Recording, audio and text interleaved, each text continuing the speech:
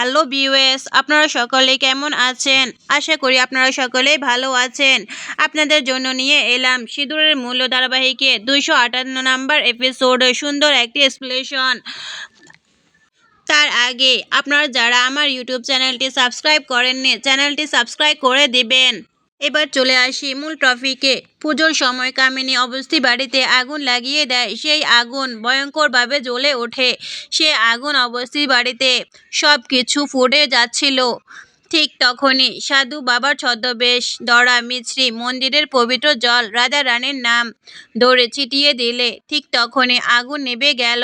অবস্থি পরিবারের সকলেই তো তখন খুশি হয়ে যায়। তখন কামিনী তো একদম আশ্চর্য হয়ে যায় আর মনে মনে বলে, এটা কি করে সম্ভব? ঠিক তখনই কামিনী যে সাধু বাবাকে ডেকেছিল, ও সাধু বাবা অবস্থি বাড়িতে চলে আসলে অর্জুনের বাবা প্রতাপ সেই সাধু বাবাকে বলে, আপনি কে? তখনই সেই সাধু বাবা বলে, আমি একজন ত্রান্তিক, আমাকে কামিনী এ বাড়িতে আসতে বলেছে। অর্জুনের বড় দাদু বলে, আপনি যদি তান্ত্রিক হন তাহলে উনি কে? সেই মুহূর্তে সাধু বাবার ছদ্মবেশ ধরা মিছরি তার মুখের গোপ খুলে নেয়, দাড়ি মোছ খুললে অবস্থি পরিবারের সকলেই তো অবাক হয়ে যায়।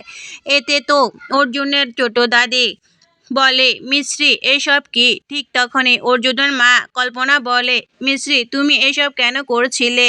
তখন আবার অর্জুনের বড় দাদি বলে, মিছরি মা তুমি এসব কেন করেছিলে? ঠিক তখনই মিছরি বলে, মাতা রানীর ওপর আপনাদের বিশ্বাস জোগাতে আপনারা তো দেখেছেন আগুন লেগেছিল, সেখানে কত পানি ঢেলেছিল কিন্তু আগুন নেভেনি। কিন্তু আমি যখন মন্দিরের পবিত্র জল মাতা রানীর নাম দিয়ে ছিটিয়ে দিয়েছিলাম, মাতা রানীর কৃপায় আগুন নিভে গিয়েছিল। ঠিক তখনই কামিনী তো মিছরির হাত চেপে ধরে বলে, আমি পানি ছিটিয়ে ছিটিয়ে আগুন নিভিয়েছি। মিছরি উল্টো কামিনীর হাত চেপে ধরে। তাহলে কি মিছরি এবার কামিনীর সত্যিটা পরিবারের সকলের সামনে নিয়ে আসবে? হ্যাঁ বন্ধুরা, সিঁদুরের মূল্য 258 নাম্বার এপিসোডে আমরা এমনটাই দেখতে পারবো। তো বন্ধুরা, সিঁদুরের মূল্য ধারাবাহিকটি আপনাদের কেমন লাগে